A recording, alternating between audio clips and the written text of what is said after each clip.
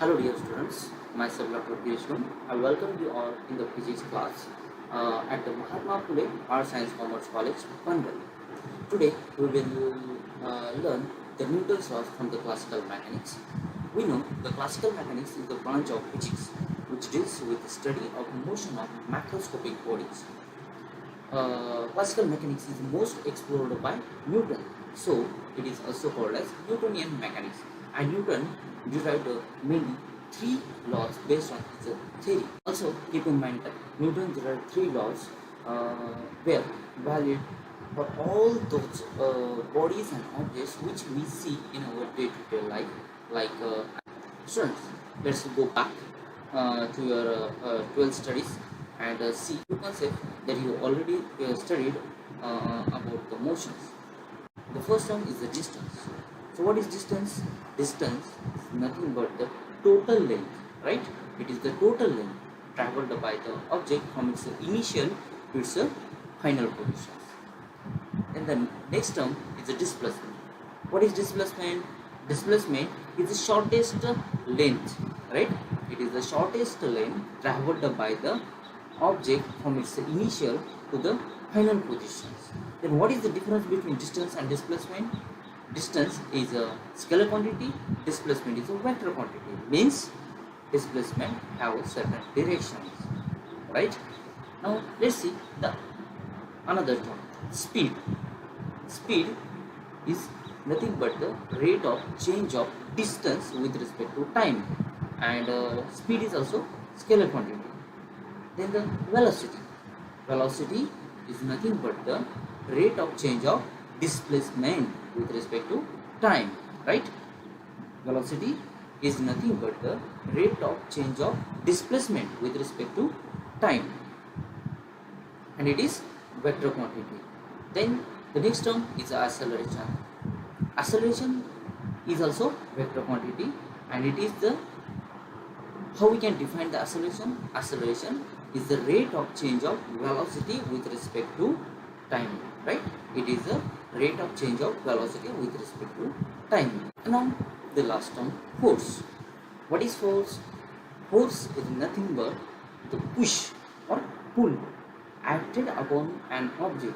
As a result of that, object interact with the surroundings and changes its state. Like if it is in a motion, it will be stopped, or if it is in a steady state, it will be moved because of an force acted on it, right? And force is also vector quantity. So this is about the few concepts that you people already studied in the your 12th standard. So let's see the Newton laws one by one.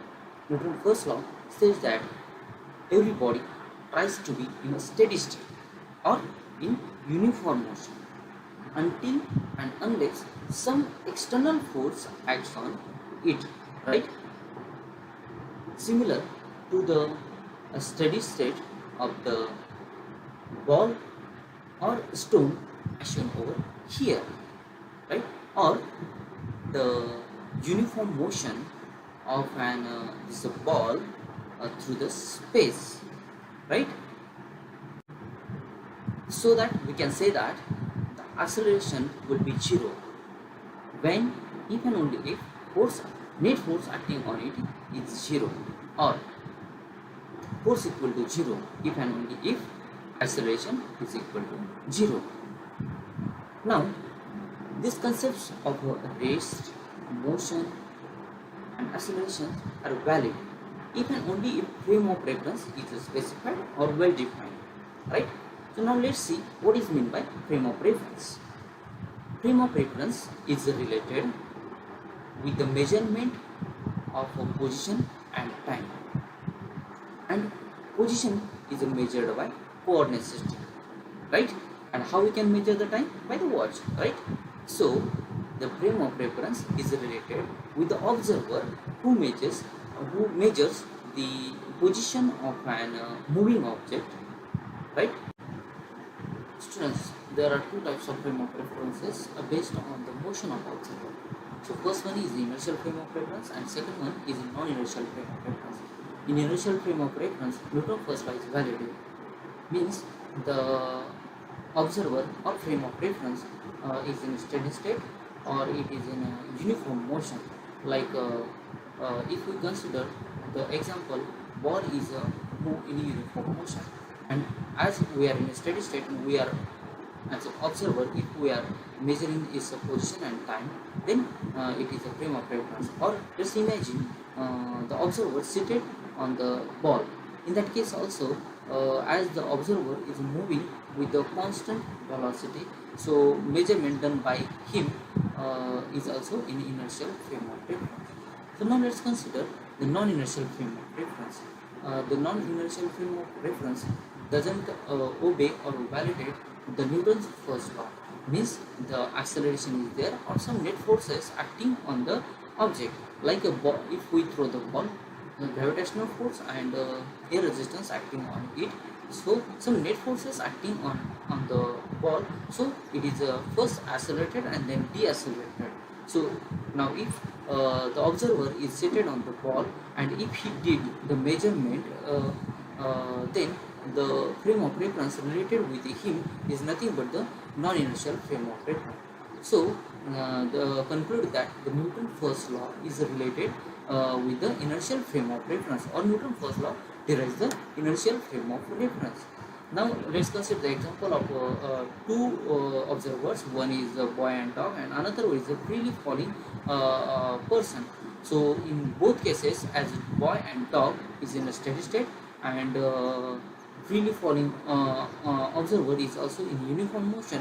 So the frame of reference related with the both observer is a inertial frame of reference, because the observer are not accelerating, right? So this is about the frame of reference. Now let's consider the Newton's second law of motion, which state that the rate of change of momentum with respect to time or per unit time is directly proportional to applied force, and the change in momentum or the change in motion is in the direction of applied force. So this is the Newton's second law. Thus the Newton's second law describes the motion which occurred or which observed due to the net non-zero force acting on the object, and it is moved in the direction of applied force, right? And as we know, the momentum is nothing but the mass into velocity, right? So we can write dmv by dt is directly proportional to net force, that is sum of f bar. So now if we consider the proportionality constant is a unit, then we can write dmv by dt is equal to net force, that is sum of all forces. But we know mass is a constant, so we can take out the mass from the bracket, and so it will be mass into dv by dt is equal to sum of all forces or net force. So mass into acceleration will be equal to net forces. So this equation, net force is equal to mass into acceleration, derives the Newton's second law. So now we can write the net forces acting along the different direction, like in x direction, in y direction, or in z direction, by the equation net force in the x direction is equal to mass into acceleration in the x direction, or the net force in the y direction is equal to the mass into acceleration along the y direction, or the net force along the z direction will be equal to the mass into acceleration along the z direction. So in this way we can write the net forces acting on the object in the different directions, right? So the base example of the Newton's second law is the weight experienced by the object or by us on the earth, which is nothing but the gravitational force acted by the earth on us or on the object, right? Also keep in mind that earth is rotating, right? So whatever the weight feel or experienced by us is less than if the earth was not rotating. Okay, hope you got it. Now let's consider the Newton's third law. Newton's third law states that for every action there is a equal and opposite reaction. So action and reaction are equal in magnitude, but they are opposite in direction. Now let's consider the example where two objects are there, object A and object B. So both objects will exert force of attraction on each other. So force exerted by the object B on A is FBA, and force exerted by A on B is FAB. So we can write FBA equal to FAB, but minus sign will be there, which denote the opposite directions. Okay, now as we know the relation between acceleration and a force, we can find out the acceleration of object A and acceleration of object B.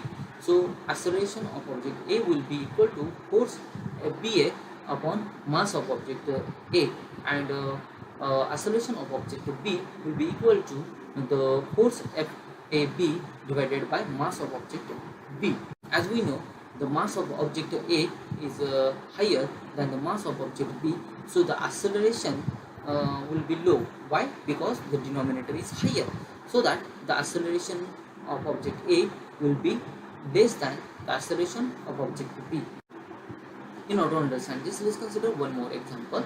Let's consider the situation. I'm standing on the building and I'm jumping from over there. So what will happen?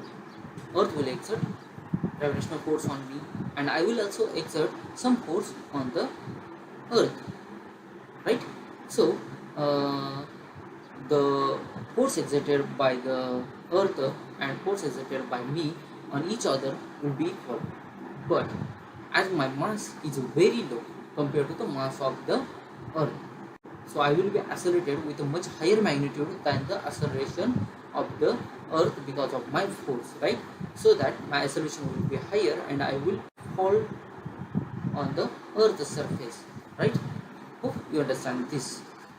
Now, in order to understand these three laws together, let's consider the example where two persons standing in the bus, and the bus is going to start. One person hold the pole of in the bus, and one person didn't hold the pole of the bus. So now the question comes in our mind: where is Newton's first law, where is Newton's second law, and third law is applicable in this example. Let's consider the situation for Newton's first law, which states that every body tries to be in a steady state or uniform motion until and unless some external force acts on it, right? So as initially bus was stopped and it is starting to move, so the person who didn't hold the pole, he will feel backward force, right? Why this is happening? Because his upper part of the body tries to be in the same state, right? So that he feel backward force, but his feet is on the contact with the floor of the bus, so his feet is accelerated with respect to bus. So this is in situation of Newton's first law. Now let's consider the situation for Newton's second law, which says that the rate of change of momentum with respect to time is directly proportional to the applied force and in the direction of applied force. Let's consider the situation of the second person who hold the pole. In this case, the person will accelerated with the bus in the same direction, right? Because he hold the pole, so his whole body will accelerated with respect to bus, and he will move with respect to bus and along the same direction. So this is the situation where Newton's second law is applicable. Now let's consider the situation where Newton's third law is applicable, who states that for every action there is equal and opposite reactions. And as if we consider the situation of both persons standing on the floor of the bus, so gravitational force acting on the both person is in the downward direction, right? And the bus floor will exert normal reaction in the upward direction. So the normal reaction and the gravitational force acting on the person will be equal, but they are in opposite direction. Gravitational force in the downward direction and normal reaction in the upward direction. So I hope that with this example you understand the Newton's three laws, right? Now let's consider the trick how to remember these three laws. We can remember the Newton's first law by the equation net force is equal to 0, because in the Newton's first law there is no any net force acting on the body, right? Now the Newton's second law we can remember by the equation net force is non-zero, right? Because the non-zero force acting on the body, and that's why it changes its momentum with respect to time. So this is about in this way we can remember the Newton's second law. Now the Newton's third law is remembered by the equation Fa is equal to minus Fi. Why? The force of action and the force of reaction are equal, but they are in opposite direction. So with these three laws, we can remember the Newton three laws. I hope you understand and you can remember the Newton three laws. Thanks for watching this video.